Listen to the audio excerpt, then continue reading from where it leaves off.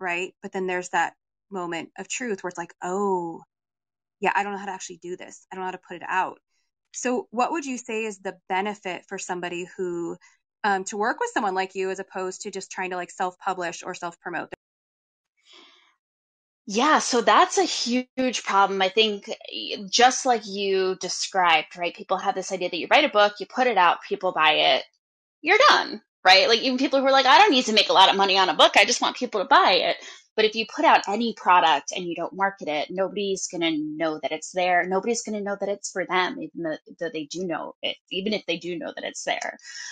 So working with somebody like me, I think first of all, figuring out exactly like there are different experts who focus on different things, right? Like my thing is social media. There's another guy out there who really focuses on like Amazon ads and stuff like that.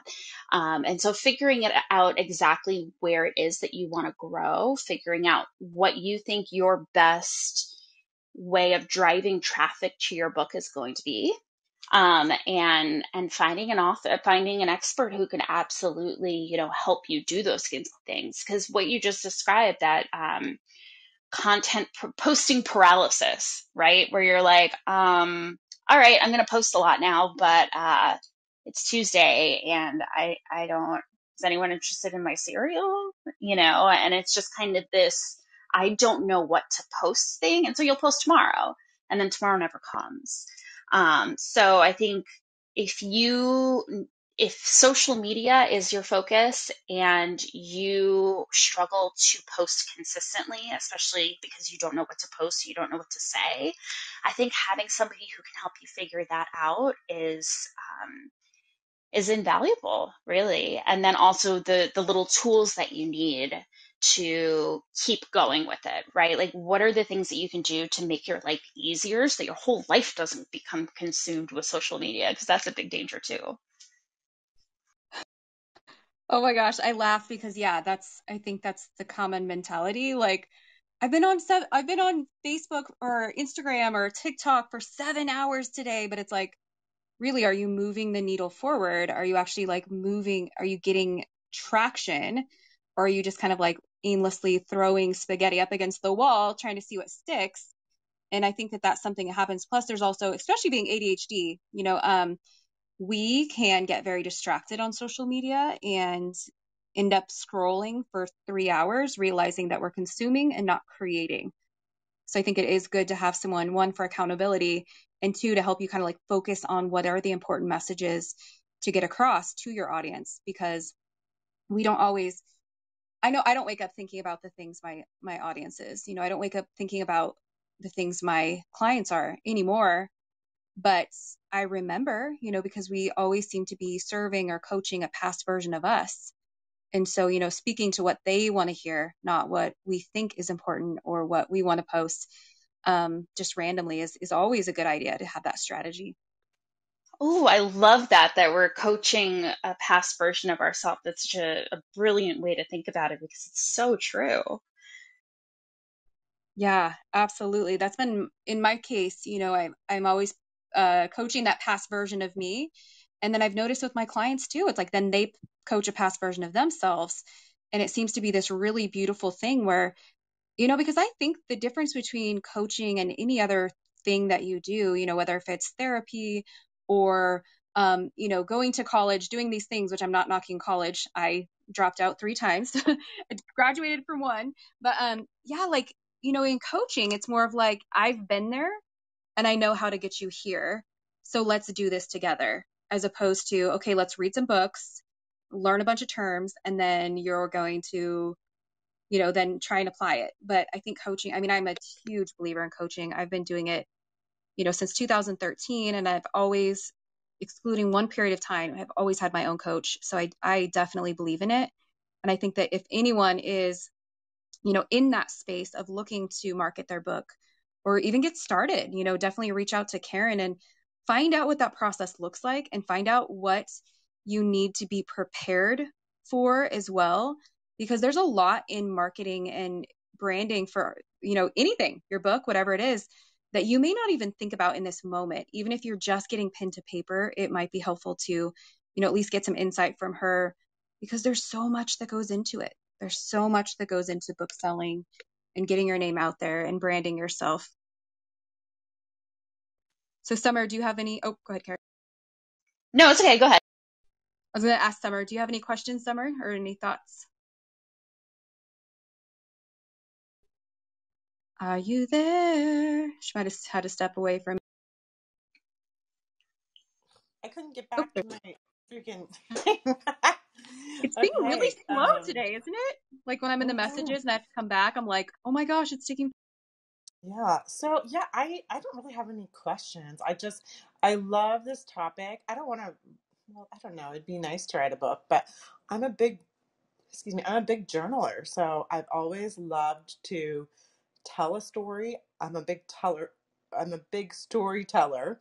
And I've also, it's super important to me to document my life, document my children's life. So I used to do like paper scrapbooking, but um, I really have gotten into doing most of my designing part of the scrapbook. Scrapbook sounds like such an old word. I hate using it, but I've done most of that on my phone, and like I have a process that I use, and I love having that part of it. Like part of the process is like the journaling aspect, and I use a specific app for that. And just adding everything together and telling a story. I mean, I love that, and I love writing. So, yeah, I appreciate like your place in the industry and really bringing that vivacious love and understanding of it to people like us that like not like us, like me, who aren't as, educated on it, if that makes sense. Boy, I am tripping over my words today, peeps. So yeah, just like, thank you.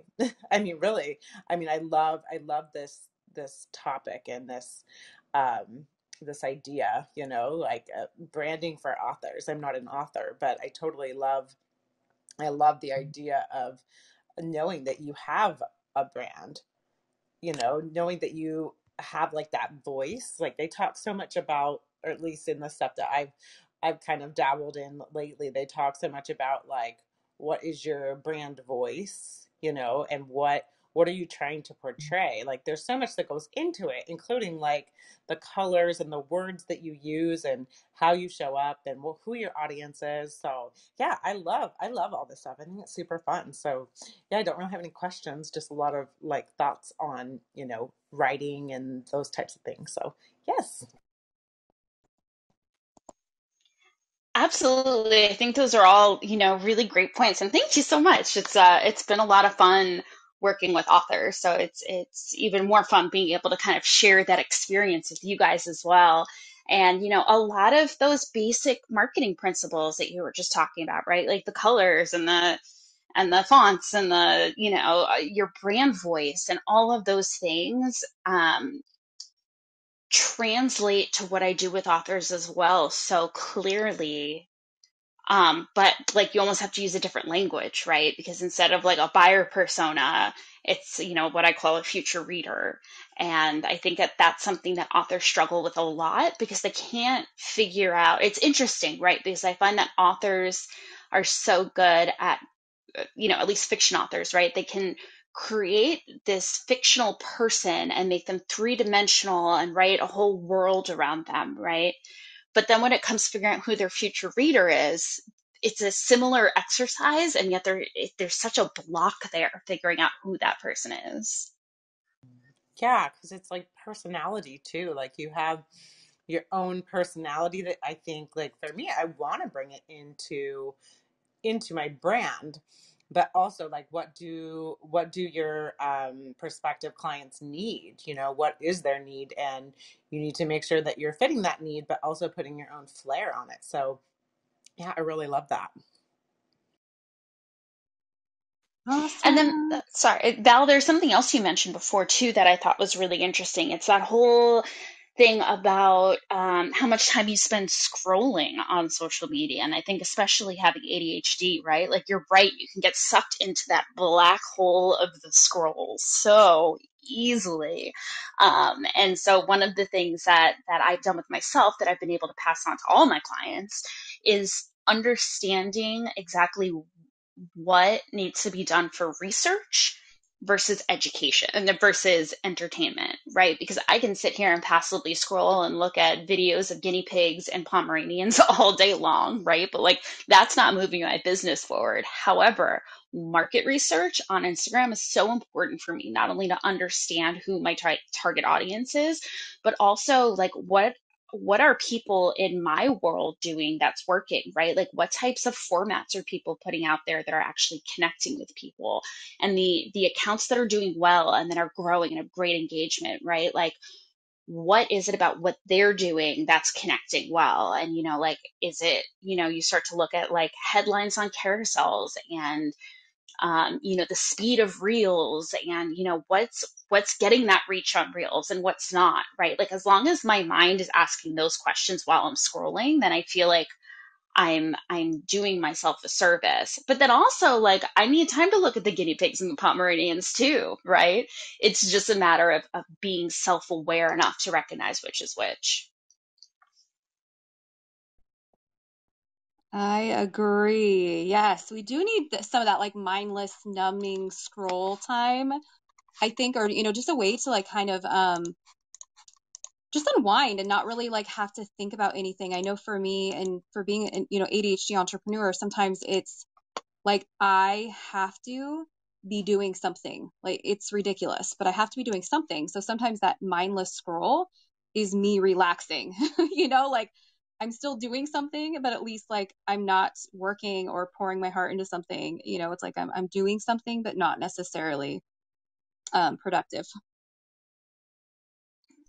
Absolutely. And I think there's a lot of advice out there for neurotypical people as far as like what to do or to not do. And from what you were just talking about to like the times of day when you're supposed to be productive and all that kind of stuff that I've learned as an ADHD entrepreneur, right? Like my brain's a little bit differently. And like if I structure how I work around how my brain works instead of like trying to force my brain to do what like Tony Robbins tells me I'm supposed to do, or, whoever, right? Like nothing against Tony Robbins, of course, right? But like the more that I try to force myself to do the things that help neurotypical people be productive, right? Like the more frustrated I become. Absolutely, which is such a good point that, so many things in the world are kind of built around the neurotypicals. So it's like, yeah, like having a different structure, having someone who understands how your brain functions is so helpful. It's a definite benefit that if somebody was going to write a book and they wanted to get, a perspective, then having someone like you is a great way to be able to do that. Well, and it's helping Absolutely. you lean into, sorry, Karen, it's helping you lean into what you want to do. Like, I know sometimes, even though I do a lot of writing, I sometimes will have, it will take me like, I don't know, 4 times. Like I go back and revise and revise and revise, and it gives me some clarity, but it takes a really long time. But I know when I was working with one of my business coaches, I was like, it was easier for her to like put a name on it and faster than I could. So, I was trying to like, do my brand messaging and try and get stuff, more concrete and focused. And, I was trying to describe something, and sometimes we overthink it, and it's way more simple than we think. And so sometimes working with somebody else and putting it out there, it's actually easier for you to decide how what you want, even though you think it's helpful to have somebody else's input. You know what I'm saying? I completely agree with you. And I love those moments, out there in the wild, right? Where all of a sudden, like, for whatever reason, ADHD comes up, right? And it's like, oh my God, you too? Oh my God, me. Yes, yes, yes. Yes, totally. I think that other people's opinions, like that differ from you. Like, I know my husband always has a different perspective because he's totally neurotypical. He's an NFT. Neuro effing typical is apparently I'm starting a movement. When we were in a room the other day, I said they were talking about NFTs, and I had no idea what an NFT was. And I was like, they started talking about it, and I finally figured out what they were talking about. And I just had to say, like, I thought it meant neuro effing typical. And so apparently I started a movement. But my husband is very NFT, and he always has a different perspective than I do. Sometimes it's extremely frustrating because he thinks I don't understand him, but really I just don't agree with what he's saying. So I think it is a good perspective. Like, really, it's a different perspective that kind of helps you like hone in on what you actually want. So yeah, I love kind of sharing that with other people. So yeah, Val, I'm gonna turn it back to you, my friend. All right, all right. For anyone who just came in, we are in the ADHD Rise event happening all month long. It has been so much fun, and we are in the Business and Brand Secrets Club. If you want to party in the club, come on over, hit that green house up on top. I always say rooms anyway. Like, I don't care if it's a club or a room. I'm always like, oh yeah, the room, the room. So come hang out in my club. This is Club Val, Club ADHD Rise. So come hang out. I have my amazing co-host here, Summer Christiansen. She's an ADHD parenting coach. And then we have Karen Happel here. She is the branding for authors expert. You guys want to get to know her, hang out with her, get to know her, hang out in her space. She is awesome. And if you guys would like to, if you have any questions, feel free to raise your hands and come on up. We are going to open up the stage if you guys have questions, comments, thoughts.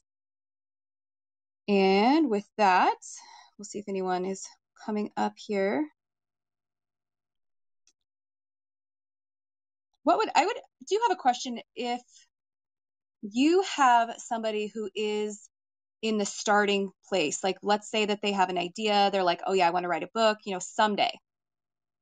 What are the things that you would suggest to prepare them to write the book? I know because you talked about how there's a difference between the buyer and the future reader. And I can't imagine that would kind of create a different scenario in content that you're creating and marketing that you're doing. So what would you suggest for someone to start doing now if they want to write a book and maybe just start like sharing about it with their audience, getting people involved? What types of tips do you have? Well, the first thing to figure out, right, like obviously, if it's a nonfiction or a fiction book, and that definitely is a big distinction as far as growing your social media following. If it's nonfiction and the book is all about, helping people do XYZ, building your authority on social media is going to be so important because you're building that trust factor. You want to make sure that even before your book comes out, people see you as an authority in your field. And for nonfiction authors, the big thing is, like agents and publishers won't even speak to you unless you have a social media following anymore, which was something that just kind of like broke my heart when I first found out, right? But before you even write the book, you want to be writing a book proposal. There's a book called How to Write a Book Proposal by Michael Larson, and that's usually where I send new nonfiction authors before they start down that road. And then, just trying to find those. The good news is for nonfiction authors, all the marketing experts and all like the Instagram experts out there are giving advice that's going to work for you, right? If it's fiction, it's a little bit trickier because figuring out exactly what that content is that you should be creating before you've written a book can be confusing. But if fiction is the way that you're going, the first thing that I would say to do is to dive into the author community on whatever platform you choose. Instagram has an incredible author community. I am so impressed by every single one of them. They're the most supportive community that I have ever seen. They're constantly sharing their, work in progress with each other, and they're growing networks that way. What I would love to see them do is expand beyond that author community, and start looking for that future reader in other places, because I think that's the type of following that is going to help you long term. But if you're just starting out, that's a really good place to get wet and to start getting used to posting, because they're so incredibly supportive. Yeah, that's awesome. I've heard of, there's like quite a few author communities here in Clubhouse as well. So it's awesome to know that, whatever niche you're in, there's something out there in social media that can you can get support, you can get the help, you can do all the things, and it's going to be, creating that supportive community, which is awesome because, yeah, we need, I feel like everyone functions in more of a community space where you can find people that you collaborate with and you can get that, just like the knowledge and the experience from other people as well. Absolutely. So I'm curious to know, I'm trying to think what questions I had for you as well. When you talk about the storytelling from the author, do you think that in telling their story, like let's say if they're creating content and it's always really uncomfortable to talk about yourself. I know this is something that comes up specifically for ADHD people. We're great at promoting other people. We're great at lifting other people up, being supportive. But then when it comes to ourselves, we can often get kind of sidetracked and not really know how to promote yourself. So what do you suggest as far as like content wise, or being able to, share yourself on social media? What do you suggest for people? Absolutely. I think also because I work with authors, so many of them are introverts, or not quite sure what to put out there to the world, or private, or whatever it is that makes them hesitant to really put too much of themselves out there. So I have an exercise that I do with them, where you figure out exactly, you have like buckets of topics that you pull from, right? So you take anything that you are comfortable sharing in the world from your personal life, like whether that is something incredibly relatable to the thing that you're sharing about, or it's something more social, right? Like for me, it's my Pomeranian and my iced coffee, right?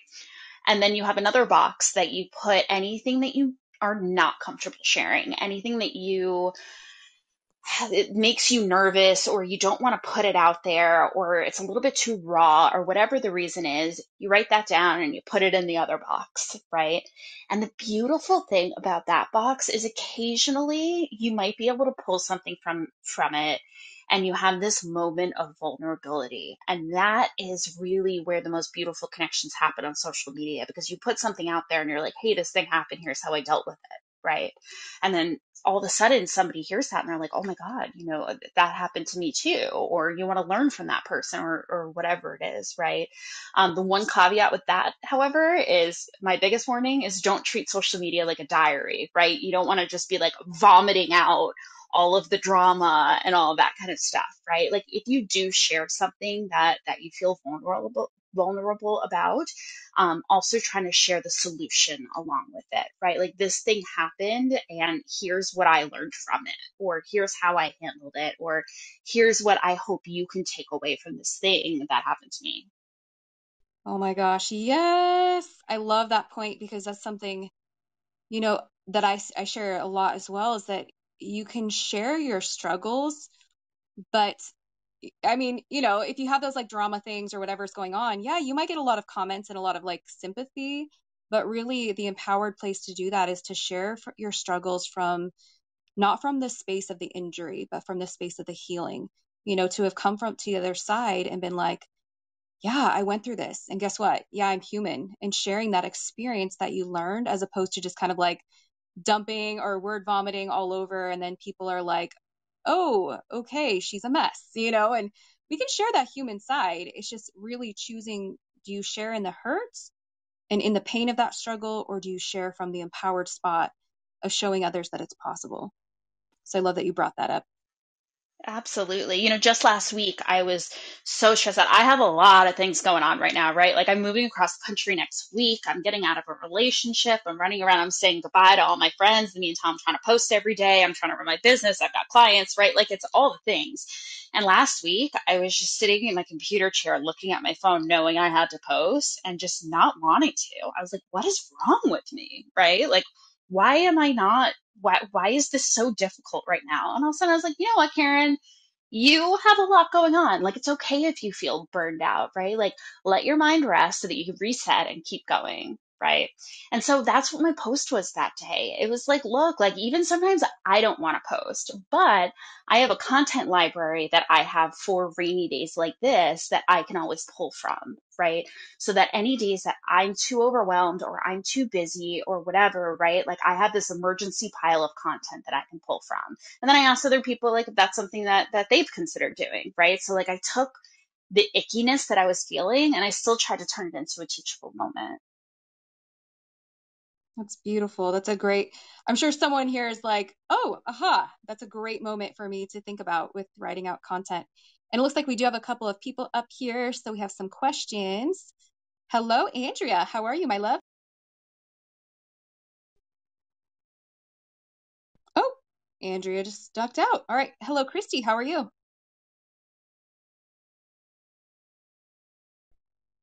I wasn't ready. Oh, oh no. Darn it. Oh my goodness. Where did so Andrea's like disappeared? Maybe it was a mic thing. Oh, there's Oh, Andrea. there. Okay, I'm Hi, gonna let sorry. Andrea. No worries. I figured uh it's been kind of twitchy, glitchy today, so figured you probably ducked out. Uh, I'm in the place that I don't want to whine about. I have bad back, struggling, nasty weather, middle of a nor'easter, all that other fun stuff. But that's neither here nor there. My positive question is as follows. I put together a sort of a narrative of my life. 6, 7 pages, pretty thorough in terms of location and timing, but very little meat on the bone. How do I approach expanding on that? Any suggestions? Because I'm finding hard to get the motivation. And then when I sit there and start to think about what's like, well, what do I write about? What's going to be interesting? What's going to be, not even what's going to be interesting. But I don't know. Where do I start? Sorry, sounds like a weak question. No, it's a great question. I think it's absolutely something that so many people struggle with. Unfortunately, the actual writing of the book process isn't my area of expertise. However, it is a big part of the process. And I'd say, there are so many different places where you can find book coaches or people who can help you through the next stage. Because look, I sat down and I tried to write my memoir a few years ago and it was brutal. And I was just like, I can't continue this. I'm so happy that I sat down and I started this process because it was very healing, right? But like, at least at that point in time in my life, like writing my memoir wasn't the right time for me, right? But I think even if you find some of these writing coaches out there, a lot of them have great information that they're putting out on Instagram or LinkedIn. And that might help you figure out exactly like what the next stage of your outline process should be. Thanks, and I apologize. Typical ADHD. I came into the room, I saw ADHD Rise, I saw authors. I didn't look branding. I wouldn't have asked that question had I been aware, had I, paid attention. Anyway, No, sorry about that. no, it's totally cool. It's all part of the same thing, right? And the amazing part of the thing is if you're starting your book now, starting developing your social media following as early as now is only going to help you later down the road. And you'll be thanking your past self if you're starting to kind of find your following in some place now.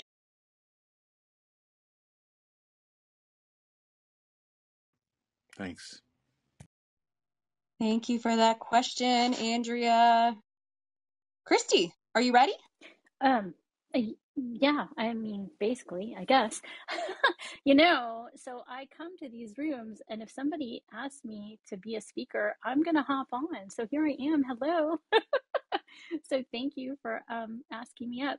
Um, so Karen, that's interesting because unfortunately I missed a lot of your presentation because I was in a different room and I just got here, not just, but a little tiny bit ago. And so I'm not exactly positive what all of this is about, but I heard you mention that you were starting to write your memoir.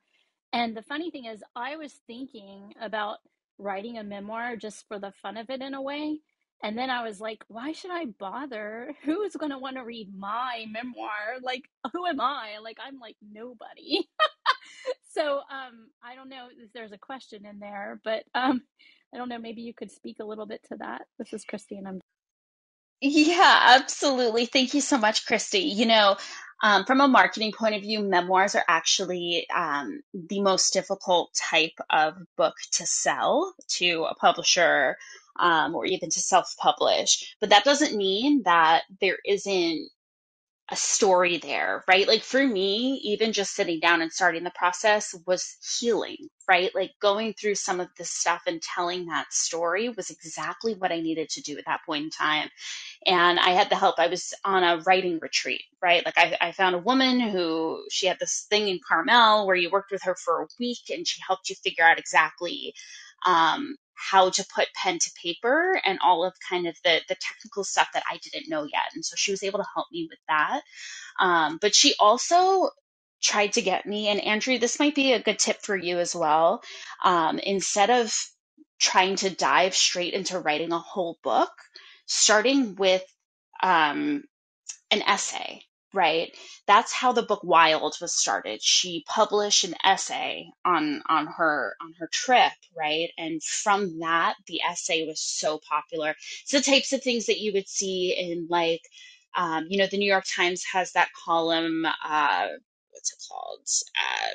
About called Modern Love, right? Like those are all essays written by people who are just creative nonfiction writers, right? So like just kind of starting with more of like a bite-sized thing that you can, one story that you can tell and you can perfect and you can really kind of like get your writing skills together. That's probably a great place to start as well. Cause I think, sitting down and saying like, okay, I'm going to write a book today. Like that's overwhelming.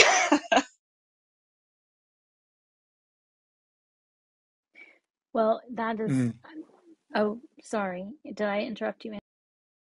No, I was just essentially saying, yeah, thank you for helping clarify that. It is overwhelming and coming into a short little bit, that that's going to be the beginning of it. And again, the question of who's going to want to read it anyway. Yeah, I often do wonder that because the reason I even thought about writing a memoir in the first place was because I read and listened to Michelle Obama's memoir, which was just incredible. I just loved it. And it just reminded me so much of how I grew up as well, because she's growing up at the same time frame I'm growing up. Granted, obviously it was a totally different situation, and obviously people are going to want to read Michelle Obama's memoir, and I'm like just some white girl. So anyway, it was just an interesting thought. And then when you mentioned it, Karen, I was just like, oh, what an interesting idea. And just to sit down and write it for yourself was what I was thinking, because like I said, I don't know who would want to read what I have to say, but somebody might. And then, like you were saying, that's a great idea. You can just write an article and see how the article plays out. And then if the article does take off, then, you might actually have a memoir that you could write that you could actually sell. So yeah, thanks. That's really excellent advice. Thank you so much. This is Christy, and I'm done speaking. Awesome. Thank you, Christy. That was awesome. So I'm curious to know if you have any, or where can people get to find you? I know that you are on Instagram. If someone wants to work with you or has more questions, where can they find you, Karen? Absolutely. I did update my Instagram handle in my bio while we were talking, so I feel very proud of myself. You can follow me on Instagram at the Unkaren Karen. My website is KarenHappel.com. That's the best place to find me if you're an author and you want to work with me. But you can always just shoot me a DM on Instagram. I'm not on Clubhouse so much, so Instagram's probably the best place to find me. But I have a really active community who I love interacting with, so you can feel free to pop in and say hello anytime you'd like. Perfect. And do you have any last advice or suggestions you would give our audience? I think so. Yeah. So just kind of what Christy was talking about, right? This whole idea of like, who would want to read my thing anyway, right? That is such a common thought, not only with writing a memoir, but also on social media, right? Like, who wants to hear from me? And the reality of the situation is we've all been through things, right? And just sitting down and figuring out like, okay, who could my story help? There is somebody out there who has gone through who is going through something that you have gone through. And I think it's just a matter of like taking a look at your own life experiences through a different lens, to figure out exactly what that story is that you should be telling, because I really do believe that we all have a story in us. Oh, I love that. We all have a story in us. And I believe that. We all have that mission, that message, that purpose, that story that we can, use to go out and share in the world and create a movement. So I love it. I believe everyone has a book inside of them, if not two. I think everyone has a story that they can write and share, and just, to inspire someone else. And just like we get to experience in these rooms, that we're not alone. It's that Me Too thought of like, yeah, oh my gosh, someone went through what I went through. I think that's why biographies and, that voyeurism of like looking at other people's lives and hearing their stories is so magical and magnetic, because we get to look at other people and go, oh my gosh, they're just like me. They have the same story. They have similar situations. They have similar backgrounds, or, they're both ADHD or whatever that is. We get to share those stories, and in those stories and those lessons, there's so much power. So I want to thank you, Karen. Thank you so much for coming here today. Thanks for pouring yourself into this audience. Thank you for pouring yourself into this message and this mission. It has been an absolute pleasure having you here. And gosh, I'm sorry to hear about all the changes you have going on. My heart is with you. I know how that goes. I know how that goes. And it's tough when you're trying to, figure things out and you feel unsettled. But I'm really grateful that you made the time to come here today and to be with us. So thank you so much. Of course, I was really looking forward today. So thank you for asking me to do this. And, like all the stuff that I have going on, it's all really positive stuff. So I'm really excited. But thank you. Thank you so much. And thank you for and thank you for offering so many amazing resources for people with ADHD and making it something that people can actually talk about, because, I think we're all learning so much about it every day. Absolutely. And thanks, guys, for coming up and asking questions. Andrea, Christy, you guys are awesome. And we will go ahead and close out the room. But remember, this is ADHD Rise. When I rise, you rise. We rise rise together. together. Yes, girl. I love that you said it with me, because Summer had to jump off. She had a call. I know, she had a call. She had to get on right at 2:30. So all right, guys. Well, we will see you tomorrow. We will be back at 9:30 a.m. Pacific time. We will be back with another amazing room on ADHD Rise, and we will see you then. We love you. Bye.